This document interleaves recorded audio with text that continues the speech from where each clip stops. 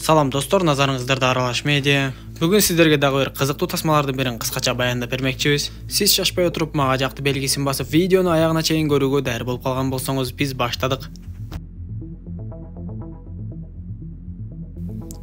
Тасманын башында эле башкы каарманыбыз Лиза кайсы бир шашылыш жумуштары менен барып, кайра Техастан Майамиге кайтуу үчүн аэропортко бара жаткан. Лизанын келишин күтүп жаткан атасы Джо ага кайра телефон чалып, Лиза болсо атасына тынчсызданбаңыз, мен буюрса учакка отуруп жатам деп коет. Анан да Лиза Люкс Атлантик деген мейманканада иштегендиктен, ал жумушуна да кечигип эртерээк барыш керек болуп жаткан. Дал ушул учурда ага жардамчысы Синтия дагы телефон чалып калып, алардын мейманканасына улуттук коопсуздук кызматынын орун басары Чарльз Киф деген адам өз үй бүлөсү менен бирге жайгашканы жаткандыгын айтат. Анда Лиза жардамчысына бир номерди айтып, сыйлуу кардарды ошол жака жайгаштыра бергиле деп айтат. Аэропортто кезек күтүп жатканда бир аял Лизанын колундагы китепти көрүп эле сүйлөп баштап. Көрсө Лизанын атасы белгилүү жазуучулардын бири болгондуктан ал аял жазуучунун күйөрманы экендигин айтат. Анда Лиза атасынын китебин ал аялга ошол жерден эле белек кылып берип, андан ары жөнөйлү деп жатышса эле алардын каттамы токтотулуп калган болот. Ошол жердеги бир адам дароо эле агрессияга алдырып ачууланып баштап, жөн жерден ага сүйлөп койгон Лизага дагы асыла баштайт.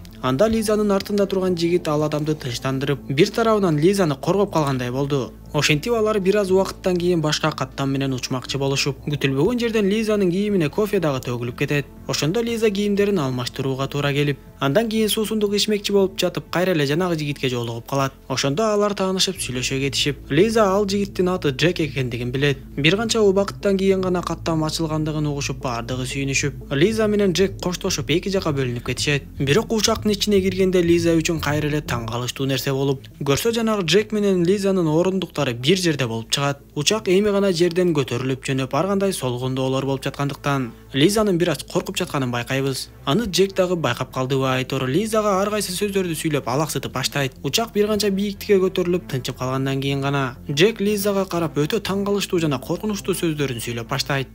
Урматтуу мекендештер, өзүңүздөр билгендей Москва шаарында рейдтер, массалык кармоолор күч алууда, андыктан документи жок жүрүүдөн абайлаңыз. Эң башкысы официалдуу адамдарга кайрылыңыздар. Бизге документтин баардык түрлөрү боюнча кайрыла берсеңиз болот. Мөөнөтү өтүп кетсе же базадан чыгып кетсе, Сахаровага карточка, ДМС, ННН, СНИЛС, ОМС, медкарта, трудовой договор, кара тизмени текшерүү жана башка кандай гана көйгөй болбосун таза жана ишеничтүү жазап беребиз. WhatsApp ссылканы видеонун баяндамасынан табасыз, же болбосо экрандагы +7 903 107 30 41 номерин терип байланышыңыз. Ал Лизага өзүнүн бир кылмыштуу топтон экендигин дароо эле айтып, биздин топ бийликти алмаштыруу үчүн ар кандай төңкөрүштөрдү жасайбыз. Ошол бийликтегилердин кээ бирлерин тазалап, алардын ордуна жаңыларын алып келүү үчүн биз көбүнчө учурда адамдарды өлтүрүү менен да алектенип калабыз. Дал ушундай иш бүгүн болгону турат, аны сиз экөөбүз биргеликте жасайбыз деп айтат. Да, или ваш отец погибнет. Мындай нерселерди укканда Лиза таң калып эле эмне кылаарын билбей калып, иштин чоо жайын дагы деле түшүнбөй турса, Джек андан ары улантып ишти чекеден түшүндүрө баштайт. Ал Лизага, мен сени көптөн бери эле аңдып жүрөм. Сен Люкс Атлантик мейманканасында иштейсиң. Атаң болсо азыр сени үйдө күтүп жатат. Дал азыркы учурда сен иштеген мейманканага улуттук коопсуздук кызматынын орун басары Чарльз Киф өз үй бүлөсү менен келип жайгашты. Өтө эле коркуп, чочулабай эле кой. Сенин милдетиң болгону жардамчың Синдияга телефон чалып, ошол Чарльз Кифти үй бүлөсү менен биз айткан номерге которуп беришиң керек. Андан аркысын биз өзүбүз кылабыз. Эгер биз айткан сөздү укпай туура эмес бир нерселерди жасай турган болсоң, силердин үйдүн жанында азыр бир унаада менин адамым күзөттө отурат. Туура эмес кадам кылсаң эле менин адамым сенин атаңды дароо өлтүрөт деп коркутат. Ушулардын баардыгын уккан Лиза ишенсемби же ишенбесемби деп эмне кылаарын билбей турса, Джек ага Лизанын атасынын капчыгын көрсөтөт. Капчыкта кадимкидей эле Лизанын атасынын документтери бар экен. Көрсө аны эбак эле Джектин адамы уурдап Джекке берип жибериптир. Эми чындап коркунучту сезген Лиза стресс абалына түшүп эле орундуктагы баскычты басып стюардессаны чакырат. Бирок стюардесса келген кезде Джек дароо эле ага жооп берип, Лизаны өз аялы катары көрсөтүп, бизде баардыгы жакшы эле. Жубайымдын жакын бир тууганы дүйнөдөн өтүп кетти, ошондуктан ал жаман абалда болуп жатат деп айтып, бизге суу берип коюңузчу деп сурайт. Стюардесса кетери менен эле Джек Лизага учактын телефонун алып берип, сен азыр жардамчың Синдияга телефон чалып, жанагы Чарльз Скиф деген адамды 40-80 деген бөлмөгө которгула деп мажбурлай баштайт. Лиза дагы эле корккон абалында телефон чалайын деп баштап, дал ошол учурда бир аял жүктөрдү көтөрүү үчүн Жектен жардам сурап калат. Макул болуп, Жек жүктөрдү жогору жака салыштыра баштаганы менен эки көзү Лизада болуп турду. Ошондо Лизанын жанына баягы Лиза китеп берген аял келип калып, китептин кайсы бир жерлерин белгилеп берип коюуну суранат. Анда Лиза китепти дароо алат да, ал аял окусун деп жардам сурап түшүндүрүп жазып баштайт. Ал аялды кетирип жиберери менен Жек өзү ордуна отуруп, Жек Лизага мен бардыгын байкадым. Сен жазган нерсени ал аял окуп калышына жол бербейм деп айтат да. Лизаны дароо бир сүзүп эле уктатып салат. Андан соң Жек ордунан туруп кеткенин көрөбүз.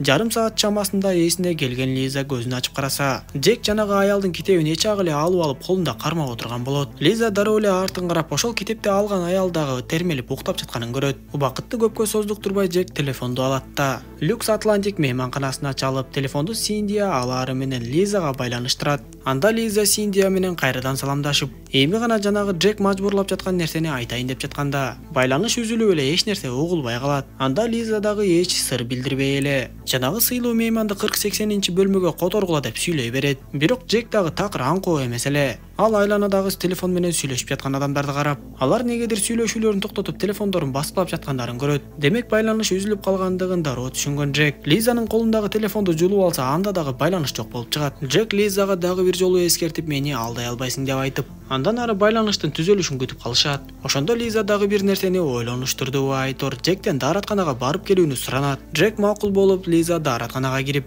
колун самындайт да күзгүнүн бетине 18-орундукта бомба бар деп жазат. Кайра сыртка чыгайын деп эшикти ача калса эле, ал жерде Жек турган болуп, Жек дароо эле Лизаны түртүп ичкериге кирип эшикти жабат. Күзгүдөгү жазууну көрүп, Лизага дагы бир жолу эскертип, эгер мындай кылыктарыңды уланта бере турган болсоң, атаңан ажырап каласың деп айтат да, күзгүдөгү жазууну өчүрүп сыртка чыгып орундуктарына кайтып келишет. Эми Жек телефонду кайрадан чалып берип, бул жолу Лизанын эч кандай айла амалы калбай калгандыктан 35-бөлмөнүн суусу чыкпай маселелер жаралып жаткандыгын айтып, сыйлуу мейман Чарльзды 40-80 деген бөлмөгө которууну талап кылат. Синдия макулдугун берип, Лиза телефонун өчүрүп, эми андан ары эмне болоорун ойлонуп калат. Кийинки көрүнүштө биз сүрөт тартып отуруп уктап калган баланы көрөбүз. Ал бир кезде ойгонуп кетип эле жанындагы досунан менин калемим кайда деп сурайт. Досу мен алган жокмун деп жооп берип, сүрөтчү бала болсо калеми кайда кеткенин билбей калды. Ошентип таңда атып жардамчы Синдия Чарльз жана анын үй бүлөсүнө бул бөлмөдө бир аз мүчүлүштүктөр болуп жаткандыгын айтып, аларды 40-80 бөлмөгө көчүрөт.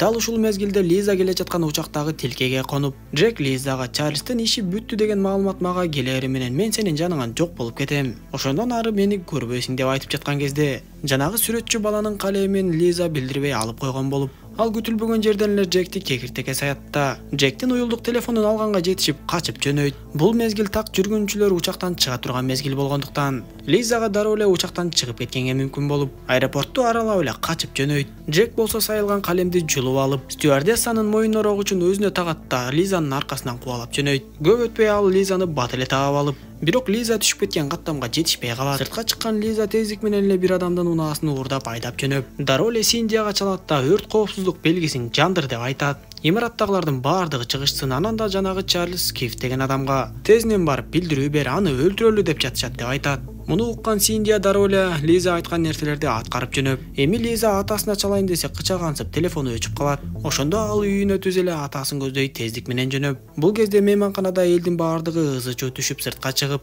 Чарльздын үй бүлөсүнө да кабар берилип, алар дагы сыртка качып жөнөшкөн. Биз ошондо Жектен бир канча алыстыкта турган кайыкты көрөбүз. Ал жерде жанагы Жектин кылмыштуу тобу күчтүү куралды колдонушат да, дал ошол 40-80 бөлмөнү атып жиберишет. Бир көз ирмемде эле имараттын бир канча жери жарылып жок болду. Үйүнө жетип барган Лиза үйдүн жанында бир унаанын токтоп турганын көрүп, ал унаанын ичин караса эч ким жок болуп чыгат. Акырын жылып үй жака жакындаса, жанагы Жектин жалдангыч адамы Лизанын атасын өлтүрүү үчүн үйгө кирип бара жаткан кези болот. Ал адам Лизаны аткылаганына карабай, Лиза ал адамды үйгө киргизе сүзүп, андан соң үйгө кирип атасына жолугат. Көрсө атасы дагы бул кезде бир жаман нерсе болуп жаткандыгын сезип, полицияларга чалып коюптур. Атасы башка бөлмөгө кеткенде Лиза атасынын телефону менен Синдияга телефон чала баштап, Синдиядан жарылуу болгондугун угуп, бирок бактыга жараша эч бир адам жаракат албагандыгын угат. Сүйүнүп кетип бул сөздөрдү атасына айтайын деп чыга калса, жүрөктү түшүрүп үйгө Жек жетип келип калган болот. Ал Лизанын атасын күтүлбөгөн жерден чаап уктатып коюптур. Эми ал Лизаны дагы өлтүрүп биротоло ишти бүтүрөйүн деп калды окшойт. Ошондон тарта Лиза качып жөнөп, экөө үйдүн ичинде кубалашмак ойной башташып, Лиза Жекке: "Мен азыр эле Синдия менен сүйлөштүм. Сенин планың баары бир ишке ашпай калды.